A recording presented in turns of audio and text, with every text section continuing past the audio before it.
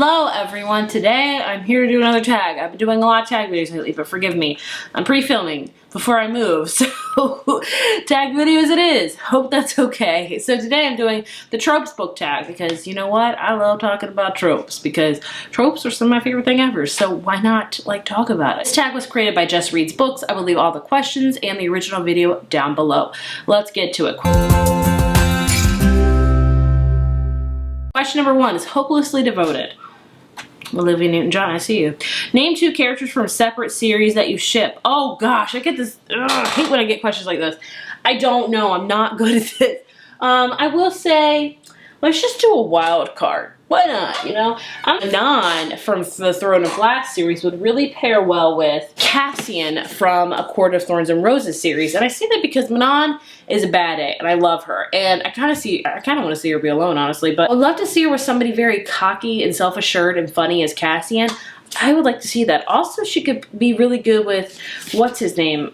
Azul? I forget his name, but either way, I think that would be a good combo. Maybe I'm wrong. I'm probably wrong. I'm usually wrong. Question number 2 is Damsel in Distress. Name a female main character who didn't need a man to complete her. Ooh, I know exactly which one I'm going to go for, and that is the main character, Kate, I believe her name is, and This Savage Song. This Savage Song is a duology by Victoria Schwab, and I really enjoyed it, but the first book didn't have a ton of romance, which I was like, great, but the second book did, and I don't feel like it needed a romance at all. I felt like both of these characters could have ended up alone and it'd be okay. So I feel like romance should not have even been in this series. So Kate, girl, you don't need no man. Don't let no man hold you back. You could have been fine by yourself. Also, Scythe by Neil Shusterman. I don't hate the romance in this, but I don't feel like it's necessary. Like, I feel like the plot and the characters drive it so much forward more than the romance does. So I feel like the romance is kind of an unnecessary part in it. That may just be me. I don't know. It's been a while since I've read Thunderhead. The Toll comes out later this year, so I may feel completely different. But right now, I'm just remembering that it doesn't need to have romance in it. Am I alone in this? I don't know. Question number 3 is love at first sight. Name your OTP. Ron and Hermione, okay? Look, I know Harry Potter, you know. Oh, I know. I'll say this forever. I'm just going to be straight up with you. Ron and Hermione are always my OTP. I mean, a lot of people ship Hermione with Draco. A lot of people ship Harry with Hermione. I get it. Ron and Hermione for life, okay? That's my story, and I'm sticking to it, and I always will, because I mean, I think it was just, I thought Ron and Hermione might be the best friends to lovers like trope I've ever read, because I had 7 books of that crap. So I'm like, at the end I was like, this needs to happen.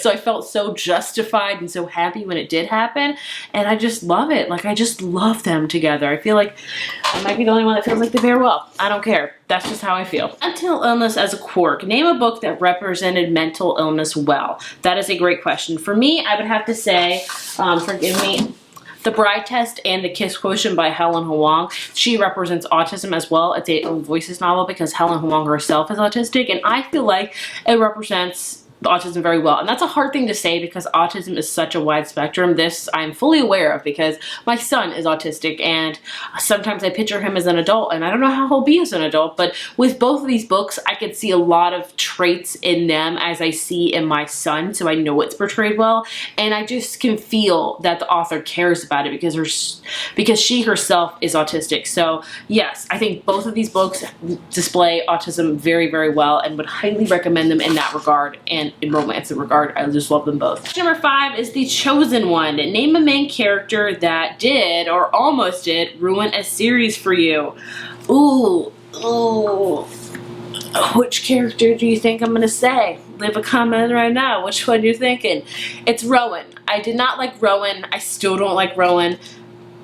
I don't know. I never liked Rowan, and when he was introduced in the 3rd book, I was just like, why are you here? That's when I was just, I know a lot of people love the 3rd book, and the 3rd book is really good, but I don't like the addition of Rowan. I still don't. I don't know why.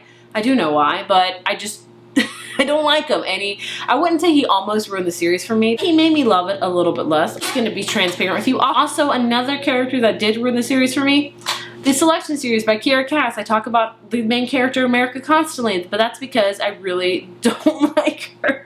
I just don't. She ruined the series for me. I don't think I would love the series if she wasn't in it, but I think it could have been a lot better. Friends to lovers. Name a duo that went from friendship goals to relationship goals. Ron, Hermione, but I'm not gonna do that and say that again. I'm gonna say Avon Boys, because I'm gonna spoil it for you. If you don't want to know the strip, not watch while I'm holding this book up. Spoilers while I'm holding this book up for this book. Hope that's okay. I would say Blue and Gansey have great friends to relationship goals, as well as Adam and Ronan. I thought both of them had great friendship to relationship goals. Would love them both so much. So just so you know.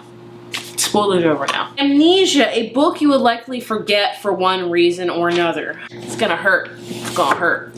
Strange the Dreamer, while it is beautiful and I've had a lot of time to reflect on it, I gave this book like a 5 stars. I still struggle with the whole rating system of how I rate versus how other people rate and how I let other people's ratings influence my own. I still struggle with that on the daily, but I gave this book a 5 stars. Looking back on it, I don't think it's 5 stars for me. It's a 4 stars for me. And I have forgotten literally everything in this book. I'm not the best with that because I'll be honest, my memory is straight up horrible. Like my husband will oftentimes tell me, do you remember this, that? And I'm like, that wasn't me. And he's like, yes, it was. And I'm like, I have literally no recollection of that. That's how bad my memory is, guys. So just so you know. But I do remember the vague plot of a lot of books. Like if we talk about it and it gets my mind going, I'll be like, oh yeah, I remember that. Strange the Dreamer, not a freaking clue. So it was good. I enjoyed it. I don't think it was a 5 stars for me anymore, but I don't remember a freaking like anything in this book, which I'm sorry. I know you hate me. I understand. Sorry. Question number 8 is Bad Boys. Name your favorite villain. I always get this question. I don't ever know. Go From You was a great freaking villain. I loved him. Also, I would have to say both the characters from Vicious, Eli and Victor, both great villains. Also, Bellatrix Lestrange. Like, I love her. I love her more than Voldemort. Voldemort, he did scare me a ton, but something about Lestrange I'm just beyond obsessed with at this point. Like, I just want like a whole freaking movie and book about her because she's such an interesting character that I want to learn more from. So I'd have to say probably her. Number 9 is Missing Parents or Adults. Name any book that could have been benefited from a little bit of parental guidance or adult supervision. You know, I feel bad because I just packed up all of my YA contemporary books because I'm moving, but I would dare say any YA contemporary book could do with that. There has been so many young adult contemporaries where I'm like, where are the parents? Like, do they not exist? Like, where are they at? Also, I would also say the Pretty Little Liars series by Sarah Shepard. I have not read the full series, but just that alone, with all the stuff those kids do and go through, I'm like, where are your parents? What are they doing? Do they not know what you're doing? What is happening? I would say any YA contemporary book in general could that be the case for. There are some that do have a heavy emphasis on the parents, but most of the time, they don't. And the last question is girl/guy gang and tag some friends. This is an older tag, I think, so I'm gonna tag anybody. Anybody that wants to do this tag, feel free to do it. You know, go for it. Have fun. Do what you will with it. Anyway, that was the Tropes tag. That was actually very fun and very different questions, so I'm happy to have done it. Yeah, thank you guys so much for watching. Sorry for another tag video. Hope that's okay. Still getting settled in with moving.